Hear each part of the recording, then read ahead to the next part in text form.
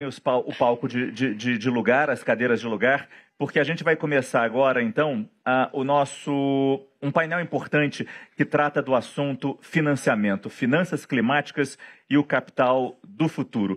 A gente discute agora isso, chamando ao palco a Silvana Machado, executiva de sustentabilidade do Bradesco. Oi, boa noite. Obrigado, por favor. Vamos chamar também o Marcelo Bear, enviado especial da COP30 para a bioeconomia. Passar para cá? Por favor, Silvana. Ô, Marcelo, prazer. Como vai? Muito obrigado. Vamos chamar também Rogério Santana, diretor de relacionamento com clientes da B3. Como vai? Obrigado. Por favor. E Eduardo Riedel, governador do Mato Grosso do Sul. Governador. Como vai, governador? Por favor.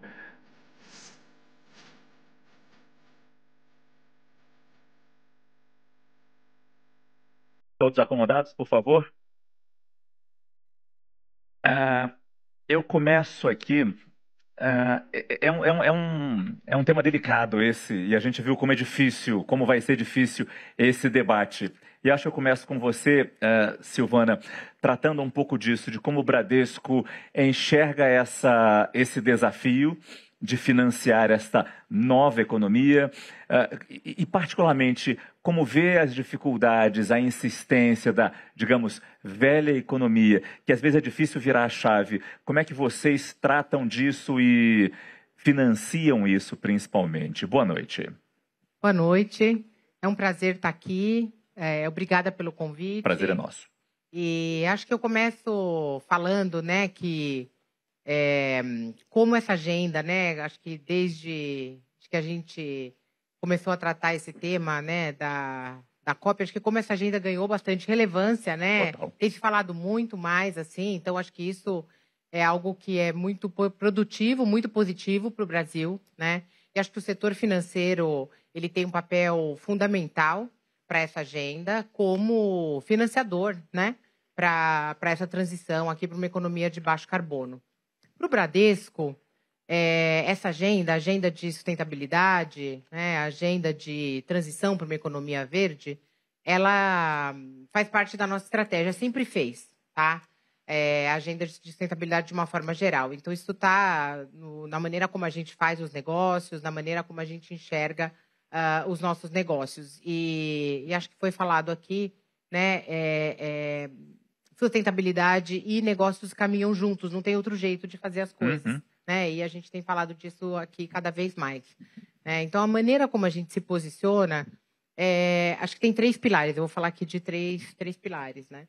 Então, o primeiro deles é o pilar, né, de financiamento sustentável. Então, a gente tem aqui trabalhado com metas muito claras, né, de oferecer para os nossos clientes produtos e serviços que permitam a esses nossos clientes fazer uma migração dos seus modelos de negócios, né, para uma economia de baixo carbono. Então, a gente trabalha de uma forma muito próxima dos nossos clientes, entendendo, apoiando, né, e entendendo como esses clientes atuam e suportando essa transição aqui, através de produtos e serviços, e para setores, né, que têm um alto impacto social e ambiental. Tá? Inclusive, temos sido reconhecidos aqui de uma forma bastante clara, né, por entidades, por órgãos aqui, como um dos bancos líderes nessa agenda. Tá? Acho que um outro pilar que a gente tem é a nossa própria estratégia de descarbonização. Então, a gente tem objetivos aqui da nossa neutralidade até 2050 e com metas claras nesse período. E a gente faz isso através de um monitoramento que é muito claro, muito preciso aqui da carteira dos nossos clientes. Então, a gente é obrigado a fazer isso por regulação, mas a gente faz também e trabalha muito próximo dos nossos clientes através de metodologias claras, da busca de dados e de um entendimento das necessidades específicas, tanto da cadeia de valor, mas também do negócio específico de cada um dos nossos clientes, para identificar riscos, oportunidades, vantagens e desvantagens aí de fazer isso, né? de como se fazer uma transição. E o terceiro pilar é um pilar também de consultoria, engajamento, conscientização, né? E acho que o embaixador falou disso também, né? Não é você olhar um setor, porque a dificuldade ela varia por setor. Não é você olhar um setor e falar esse setor é um setor que é mais difícil, ou um setor onde a transição para uma economia de baixo carbono ela não é factível. Não, em todos os setores a gente vai ter que fazer, só que você tem maior ou menor dificuldade. E nós que atuamos junto aos nossos clientes temos que estar ali para apoiar. Então, onde é que estão os riscos e as oportunidades? Se você encara isso dessa forma, né, nós como financiadores temos que estar ali próximos. Então, essa agenda de engajamento, conscientização e aculturamento até faz parte da maneira como a gente atua com os nossos clientes, tá? Então, é dessa forma. Obrigada, Silvana. E você trouxe um ponto que eu acho que é muito importante, que é, de certa forma, todos esses setores são novos. Então, tem um trabalho de aculturamento, de acompanhar os clientes com esse perfil de investimento. Eles precisam aprender até para saber onde é que tem uma boa oportunidade. Aí, com isso, eu tenho uma pergunta para você, Marcelo. Você é o nosso enviado especial, né, para a COP30 para a bioeconomia, e a gente falou muito no painel anterior, né, com tanto o governador Helder quanto o embaixador André Corrêa do Lago falaram da importância da bioeconomia ali no centro desse debate, na COP da Floresta. Como é que a gente une um pouco as pontas aqui com o que a Silvana falou e transforma esse capital privado em aliado efetivo da bioeconomia regenerativa e o que ainda falta para esse mesmo mercado enxergar o valor da biodiversidade? Super obrigado pela pergunta, Patrícia. Boa noite, Márcio. Obrigado pelo convite à CNN. Uma honra estar aqui falando ao lado de gente tão especial. E essa é a pergunta que eu acho que define o rumo da bioeconomia, né?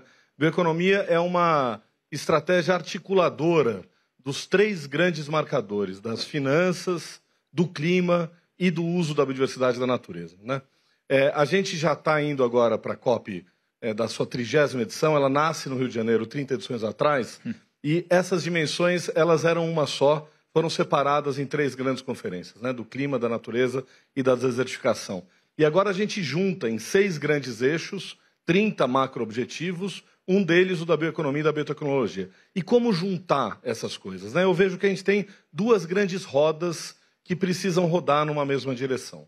A primeira é uma que a gente já conhece, está mapeada, ela não está ainda articulada, mas ela já existe bem, que é a roda climática. Então nós temos os números do IPCC, a gente sabe que o mundo, para girar um ano em torno do Sol, emite 42 milhões de gigatons. Este é o problema que está aquecendo o planeta.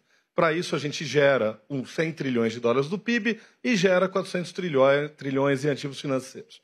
Como a gente descarboniza? Com o plano de cada país tem a sua NDC. Falamos aqui, o embaixador falou que todos os países apresentarão. Então, a gente tem metas de política pública já alinhadas com as metas de ciência. As empresas têm também as suas metas de Science-Based Targets, metas baseadas em ciências contratadas, sabendo quanto vai ser o grau de redução de emissões absolutas. E as finanças já têm uma leitura, as instituições financeiras olham o TCFD, o critério financeiro que vai a balanço e que vê a exposição a risco climático. O que a gente precisa agora articular é como conceder financiamento para que o financiamento concedido derrube emissões, vá nas metas e cause o efeito regenerador que o clima precisa. Isso já está mapeado. O que não está mapeado, e a contribuição grande que a COP30 vai fazer, é a mesma roda para a natureza. A gente precisa agora formatar o IPBES, que é a instituição que cuida de ciência e que faz os planos de ciência. A gente tem as métricas de política pública, que são as EPAMBs, os planos nacionais, as estratégias nacionais. O Brasil vai publicar a sua durante a COP. A gente tem as metas de ciência das empresas e a gente tem o TNFD, as metas financeiras para a natureza. Uma vez que a gente consiga financiar algo que derrube emissões e traga a natureza de volta, a gente põe finanças para rodar do lado certo. E os 2 maiores instrumentos que vão ser criados durante a COP são o TFFF, o Fundo de Florestas de Conservação. Junto com ele, vamos lançar na COP também o desafio da bioeconomia, o Bioeconomy Challenge, em que a gente vai trazer essas métricas à presente, alinhadas com o mundo financeiro. Então, os financiadores vão saber o que é o critério de natureza, que é positivo ou negativo, e, por fim, o Earth Investment Engine, o mecanismo de investimento terrestre, alinhando os investimentos privados em soluções de base de natureza, que vai ser o futuro dessa discussão. Remoção mecânica versus remoção natural. O Brasil é o campeão da remoção natural.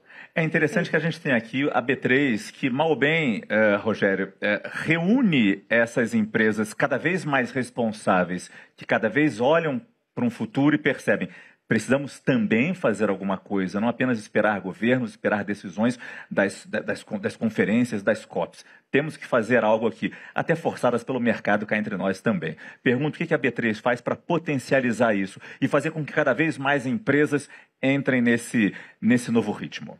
Boa noite. Bom, primeiro, boa noite, Márcio, Patrícia, meus colegas painelistas, toda a audiência aqui presente. Obrigado pelo convite, parabéns pela iniciativa e pelo evento aqui em torno dessa COP. A gente estava acompanhando aqui as falas anteriores, né, do embaixador, do governador, dos colegas aqui presentes. A gente falou muito da importância do capital, né, da expectativa do capital governamental, mas claramente do protagonismo que o capital privado vai ter que desempenhar. E quando a gente olha como que esse capital circula no mundo, normalmente ele busca algumas coisas. Obviamente, bons investimentos, né? Mas ele precisa de segurança, ele precisa de tecnologia que permita com que ele acesse, que ele acompanhe, que ele monitore. Essa governança e esse arcabouço de regras trazem segurança, mas também trazem enforcement, né? Trazem organismos de controle que mostram que os compromissos que foram assumidos estão sendo cumpridos e que o investimento será retornado. Se a gente tira o tema clima e coloca ações, derivativos, é o que a B3 faz. A gente tem tecnologia, a gente junto, obviamente a gente não faz isso sozinho, né? A gente faz com o regulador, faz com o governo, faz com o Bradesco, com diversas outras instituições financeiras, mas é oferecer essa infraestrutura ao nosso negócio, que conecta diferentes atores, que traz segurança para o investimento e que traz transparência e governança para que esse processo funcione bem. Agora, para que essa infraestrutura ela seja empregada a favor da agenda do clima, a gente precisa ter produto, precisa ter serviço dedicado a isso. Né? E o que a gente tem feito nessa direção? Né? Alguns exemplos aqui que eu vou tentar pontuar. Né? A gente tem o principal índice do mercado de ações brasileiro, que é o Ibovespa, acho que todos aqui conhecem. Mas nós também temos índices temáticos voltados para a agenda de sustentabilidade. Temos índices que atraem as empresas que se comprometem com a agenda de sustentabilidade. Temos índices voltados para a descarbonização, temos índices voltados para a agenda social, dentre vários outros. E esses índices eles são usados não só como um ativo reputacional para as empresas, né, para valorizar o comprometimento delas com a agenda, mas como instrumento para investimento, porque eles viram referência para as estratégias e para a alocação de capital dos investidores brasileiros e investidores internacionais. Um outro exemplo é a nossa mobilização e o nosso esforço para ajudar a criar um mercado secundário de crédito de carbono. Você tem a emissão primária, você tem todo o processo que monitora a criação, a aposentadoria desse crédito no momento futuro, mas o investidor também quer uma porta de saída. Caso ele queira vender, caso ele queira transacionar, como que ele faz isso? Você precisa de uma infraestrutura. E é isso que a gente tem feito, tentado criar um ecossistema para permitir que essa negociação flua em um mercado secundário bem desenvolvido, desenvolve o mercado primário. Né? E um último exemplo aqui que eu queria trazer, e talvez a agenda mais ativa que a gente tem hoje dentro da B3, que é a agenda de licitações. A gente falou aqui da importância da preservação da floresta, a gente falou de minerais, né? E a B3 tem um serviço bastante ativo que a gente exerce há mais de 30 anos de apoiar o setor público, entes federativos, agências, bancos de desenvolvimento, em aproximar essa pauta das licitações, das parcerias público-privadas, das vendas de ativos, das privatizações, ao setor privado, ao capital privado, seja ele nacional, seja internacional. A gente tem uma atividade bastante grande em energia, onde boa parte da nossa matriz energética ela é limpa, ela é renovável. Muitos leilões aconteceram e a gente atrai capital privado para participar desses leilões. A gente teve leilões esse ano, inclusive a ministra Marina esteve presente, de um leilão de preservação de floresta. Né? Então, o setor privado vendo a preservação da floresta como um investimento. E teve disputa, alguns players participando dessa disputa para adquirir esse direito de preservar a floresta e monetizar essa preservação. A gente tem um acordo recentemente firmado com a Agência Nacional de Mineração, a ANM, para apoiá-los no processo de autorizações de concessão e de exploração para exploração desses novos minerais, terras raras, minerais de transição. Então, esse é um pouco do papel da B3, oferecer a nossa infraestrutura, o nosso know-how, para fazer com que essa engrenagem rode e desenvolvendo produtos e serviços voltados para a agenda do clima. Obrigada, Rogério. É bom que você já me deu a deixa para a pergunta que eu queria muito fazer para o governador Riedel, que é exatamente sobre parcerias público-privadas. Governador, o Pantanal, a gente tem falado muito da Amazônia, mas o Pantanal é um bioma de importância global, né? Inclusive, pouca gente sabe que os nossos maiores reservatórios de águas estão no Pantanal e 84% da vegetação nativa. Mato Grosso do Sul foi citado aqui como referência pelo governador Helder na redução do desmatamento. E também tivemos aqui na conversa com o embaixador André Correia do Lago o ponto sobre o desafio para aumentar financiamento climático, em especial para adaptação. E o Pantanal é uma das regiões mais expostas aos riscos climáticos. Como que o senhor vê a evolução dos fundos globais e das parcerias público-privadas para que a gente possa aumentar, por exemplo, operações de pagamentos por serviços ambientais para garantir a preservação desse patrimônio e a proteção contra eventos climáticos extremos? Muito bom, Patrícia. Boa noite, Márcio, Silvana, Rogério, Marcelo. Bom estar aqui.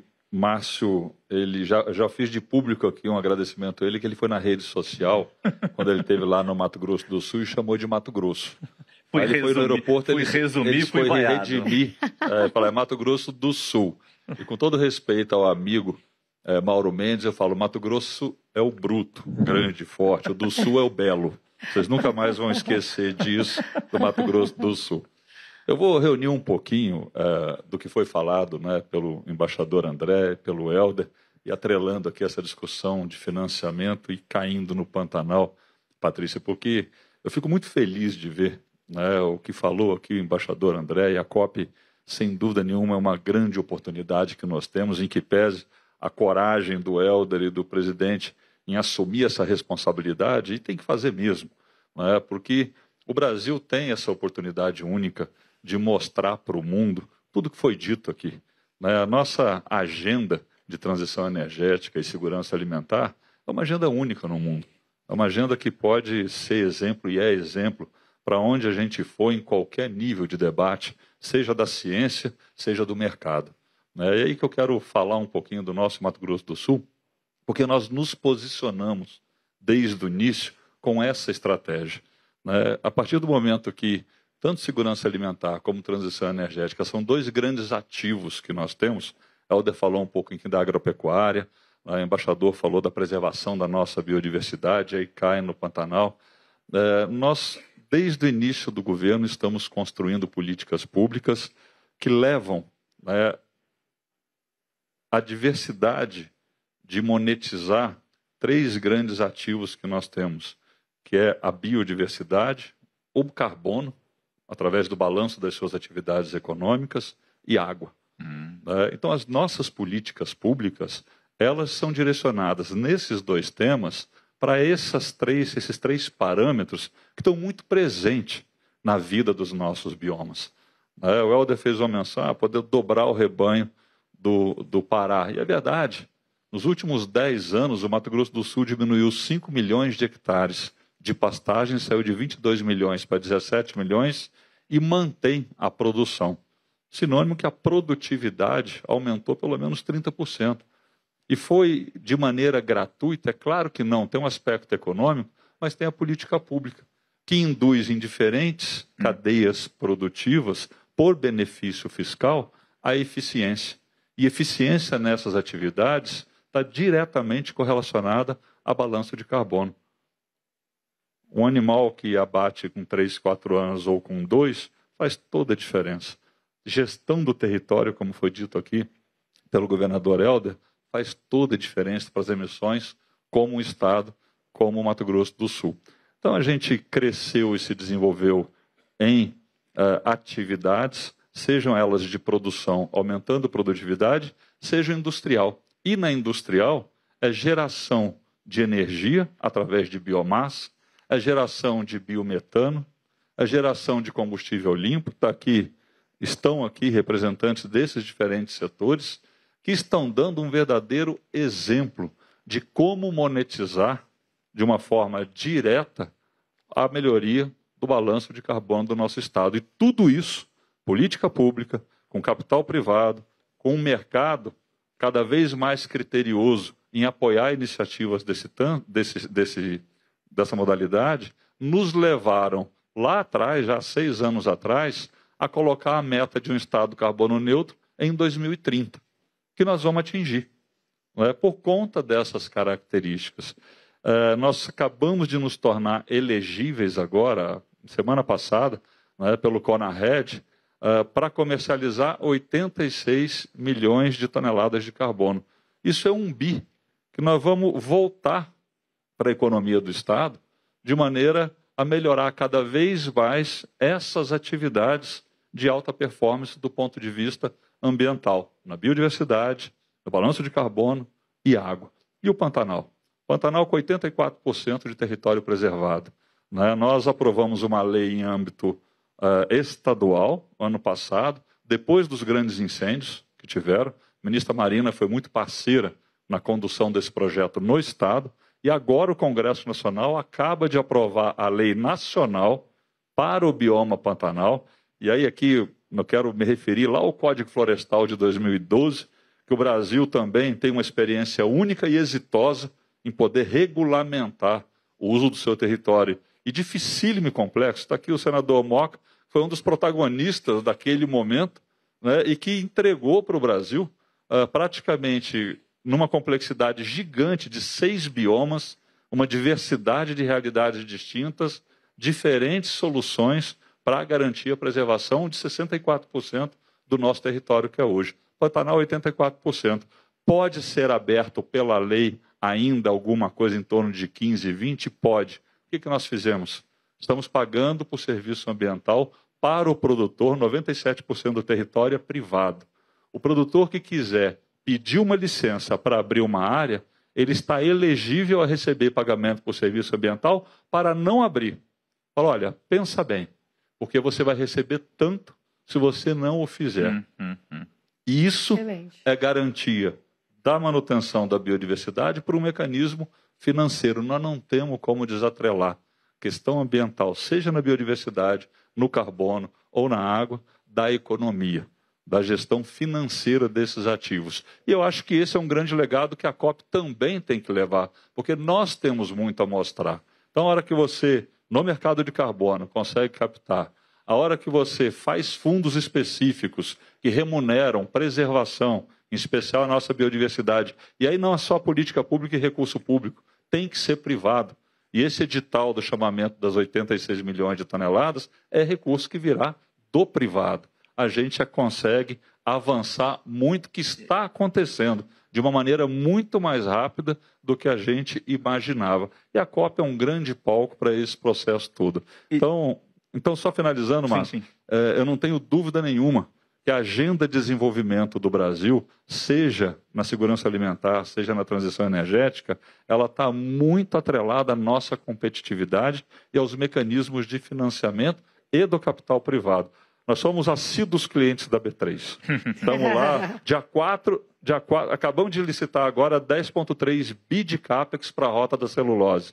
Todo projeto tem a componente sustentabilidade nele. Agora, dia 4, estaremos lá com a primeira PPP de um equipamento hospitalar que recebeu o selo Fast Infra, né, que é um selo de atenção ambiental para um projeto de um hospital.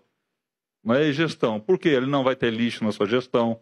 Quer dizer, vai ter. Ele vai ser dado o destino adequado ao resíduo hospitalar, que é sempre um problema, né? O processo construtivo, todas as ações de gestão dessa unidade, e isso nos torna mais competitivo junto ao mercado e garantido pela B3. Então veja que atrelar desenvolvimento à questão sustentável, ela cada vez mais é presente de maneira prática e real, e atendendo a uma solicitação do embaixador André, que é vamos dar implementação à COP. E é o que a gente tem feito no Estado. E implementação de boas ideias. E desculpa, eu quase cortei o senhor. O bacana desse tipo de debate é que surgem ideias tão boas e quase que revolucionárias, novas visões nessa nova economia.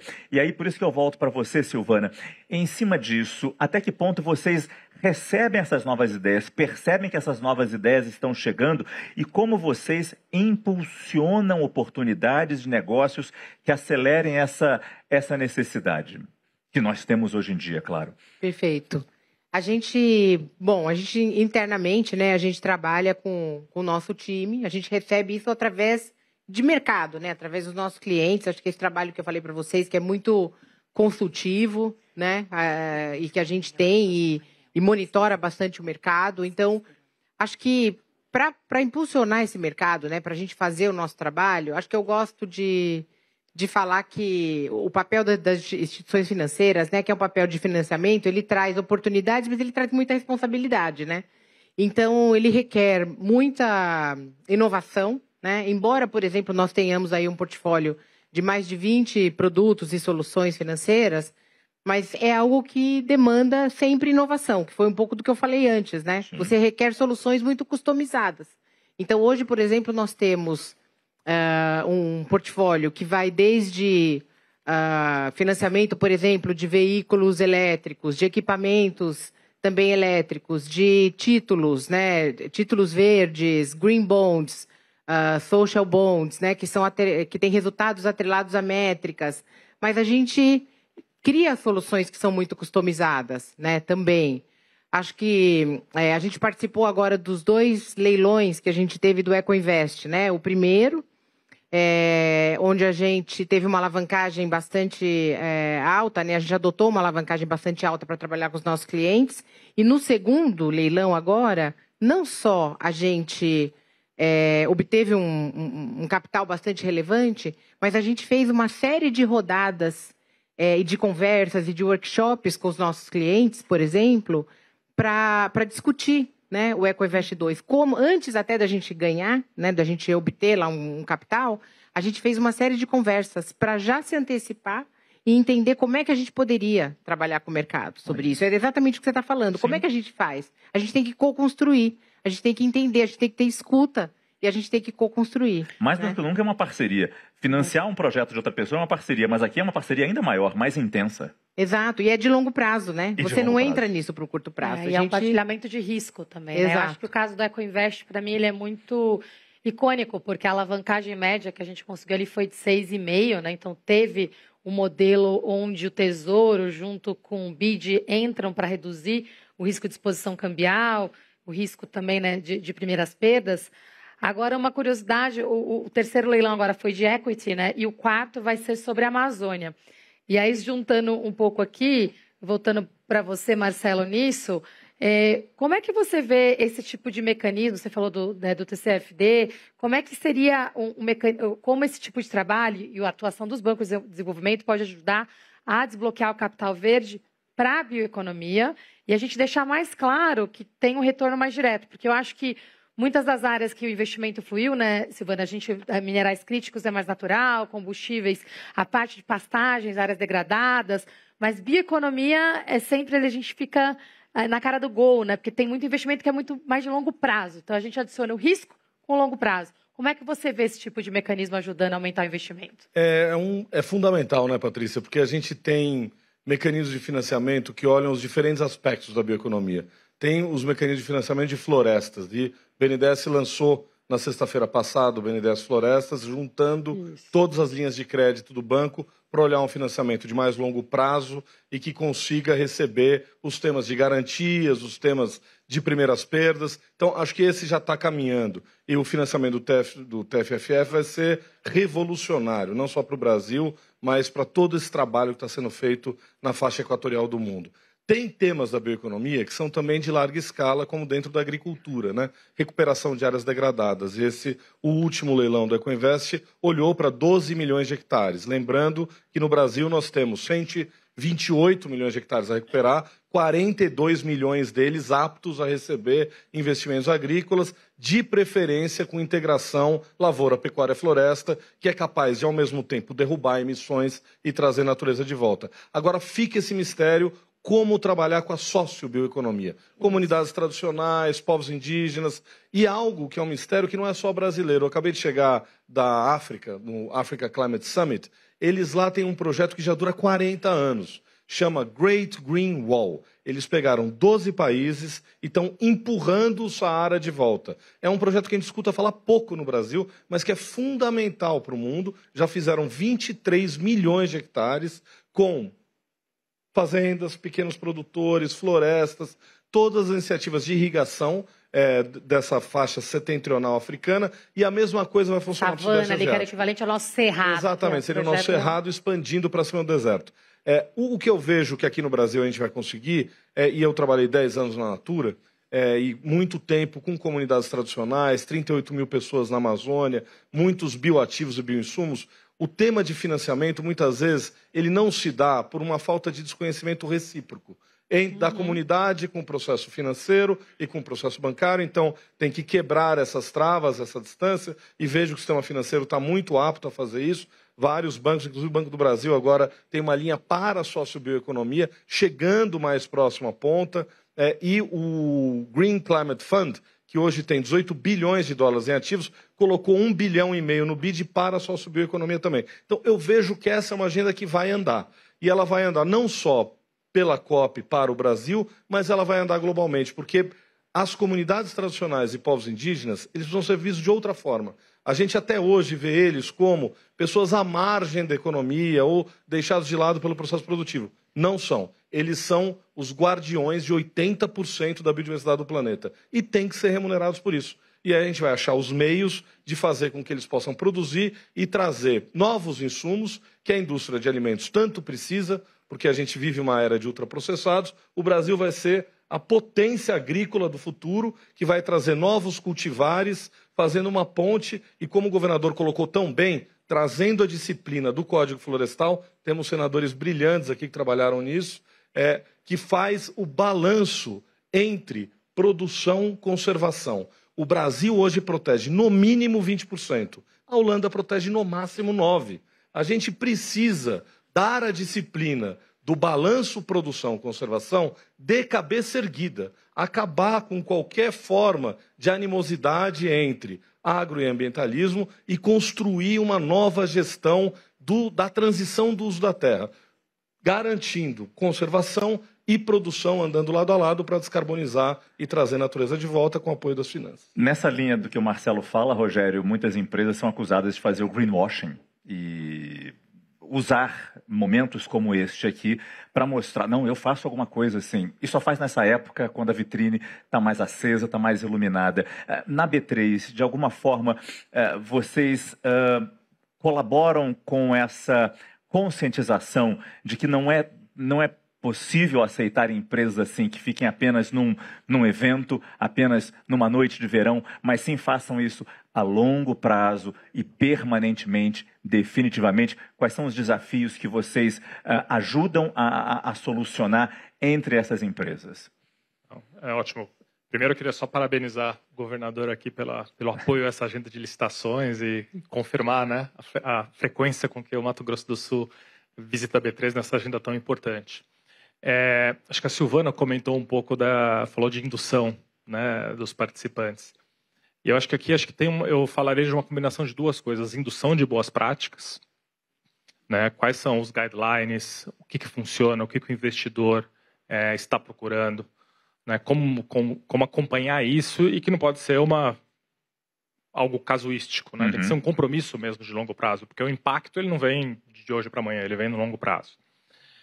Mas a indução sozinha não funciona. Hoje em dia, principalmente com o avanço de capacidade computacional, inteligência artificial, dados cada vez mais têm uma relevância.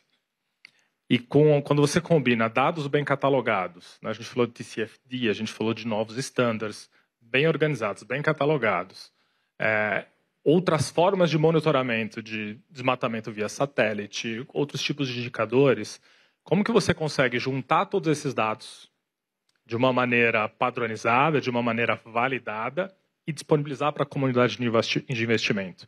Porque a decisão de investimento, ela busca ali o propósito, mas depois manter aquele investimento custa monitoramento, custa enforcement. E quanto mais a gente facilita o acesso do investidor a esses dados, seja eles de forma bruta, porque o investidor tem capacidade de analisá-lo, seja de forma analítica, já com os indicadores, já com os insights, para que ele possa tomar uma boa decisão, a gente reduz o custo de transação do investidor e a gente atrai mais investidor para cá.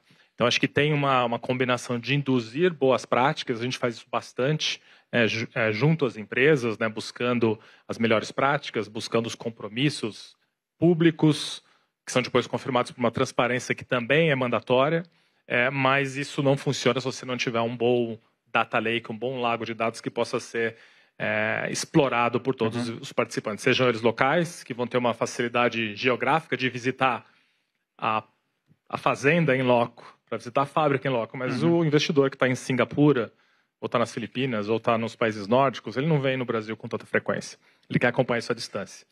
E ele precisa de dados confiáveis, bem catalogados, para fazer isso. Governador Riedel, a gente, no tema desse painel, e desde o começo, estamos falando da importância de juntar sustentabilidade e economia. Como secretária de Desenvolvimento Econômico no Estado de São Paulo, eu pude aprender que a macroeconomia define ali as grandes diretrizes, mas a realidade da criação da riqueza se dá na microeconomia nos estados.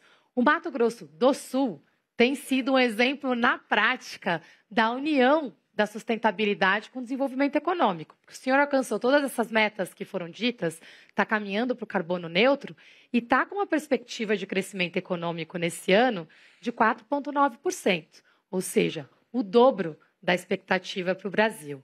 Queria entender na prática, primeiro, parabenizar pelo exemplo concreto. A gente está precisando que seja uma cópia da ação. Eu acho que aqui a gente está com um caso real que vai ser entregue com um exemplo de um Estado que apostou no capital natural. O que o senhor pode compartilhar conosco de quais são as principais políticas públicas e mecanismos de governança que garantem que a sustentabilidade tenha sido, de fato, esse vetor estratégico e de crescimento econômico no Estado? Pois é, Patrícia, eu acho que essa visão clara e indissociável do crescimento associado a esses recursos naturais e as nossas fortalezas. Eu nunca procurei para o Estado uma fábrica de helicóptero, porque nós não somos competitivos nisso. Agora, nós temos uma inteligência de universidades, de Embrapas, de institutos, naquilo que nós somos excelência, que é produtividade, naquilo que nós temos de recursos naturais, que é a nossa biodiversidade, que isso sim é a nossa fortaleza. Por isso eu insisto na transição energética e na segurança alimentar como grandes ativos do Estado, e aí agregando ao longo da cadeia produtiva até o último degrau, se possível, né, geração de valor para essas cadeias produtivas, para que a gente possa endereçar crescimento e traduzir isso em social. Né? E aí gostei muito da fala do Marcelo, a bioeconomia, nós praticamos no dia a dia isso, estendemos tapete vermelho para o capital privado que vem através dessa ação, mas ainda existe também aqueles bolsões que nós temos que endereçar a bioeconomia, né, que eu ainda não conhecia bem esse termo, e é um grande desafio nosso pegar essas comunidades mais carentes, as indígenas, ribeirinhas, etc., e conseguir fazer com que eles sejam incluídos nesse processo de riqueza, né, de geração de riqueza. E aí foi falado em tecnologia, eu dou outro exemplo e outro gancho que como que o desenvolvimento sustentável está atraindo também um terceiro setor que nunca passou pela minha cabeça, que é o dos data centers da vida, que estão demandando um volume de energia gigantesco mundo afora e que nós temos um detalhe totalmente diferente, energia renovável e limpa. Exato. 94% da energia gerada no Estado, ela é renovável. E aí eu vejo uma empresa de bioenergia ser adquirida por um capital de um minerador de Bitcoin, um empresário do ramo, comprou uma empresa sólida, grande, de bioenergia, interessado na energia gerada por essa empresa para construir um data center.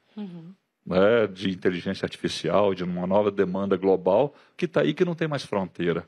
Veja como as oportunidades elas vão se encaixando a partir de um eixo, de uma diretriz, e que o Brasil tem, não é só Mato Grosso do Sul, Eu acho que o país como um todo, se olhar com atenção e carinho, né, ela pode endereçar essas ações. E na prática, lá no chão do Estado, é política pública direta, incentivo fiscal, Sim. conseguir atrair essas empresas, bem receber, capacidade, e aí a gente entra na discussão do equilíbrio fiscal tão dito, né, no Brasil hoje, a gente não abre mão disso, porque isso é capacidade de investimento. E investir, a hora que chega uma empresa num estado novo e fala assim, puxa vida, eu preciso desses 50, desses 100 quilômetros de estrada. Você tem que ter a capacidade de entregar.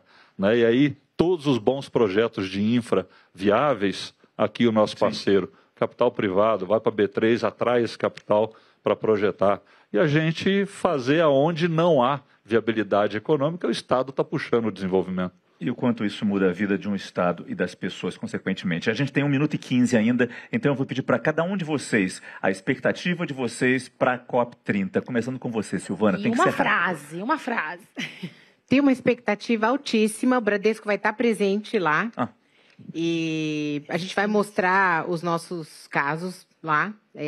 Então, acho que essa é a COP da implementação. Então, a ideia é que a gente mostre casos reais. A nossa ideia também é de muita colaboração com parceiros, de muita discussão, debate, e de que o Brasil, não só nós, Bradesco, que o Brasil caminhe e dê um passo para a ação, para a implementação de ações escaláveis. Muito obrigado. Muito bom. A gente vai ver, finalmente, a conexão entre clima, natureza e finanças, com novas soluções, implementando as que o Brasil já tem, levando isso para o mundo numa cidade espetacular. Como diz a Dona Onete, a rainha do carimbó, te mete, te joga e vem com a gente. Excelente. Rogério. Bom, a expectativa é de que a diplomacia, a presença das autoridades, dos especialistas, né, e aí complementada pela paisagem, pela culinária, transforme em implementação, em ações práticas e em transformação. Governador. Acho que, resumindo um pouco disso tudo aqui, é a implementação e a capacidade da gente mostrar o potencial do Brasil e dos estados vinculados à monetização, à questão financeira, econômica, que os ativos ambientais detêm, né? A bioeconomia, clima, como bem falou o Marcelo. Eu acho que está muito maduro para tudo isso acontecer. Esse foi o nosso segundo painel, Finanças Climáticas e o Capital do Futuro. Muito obrigado. Muito obrigada. Falta, Bom, foto. Sempre tem foto. Deixa eu ficar no final aqui. Vai. As fotos eu ia lá. É porque tem mais gente.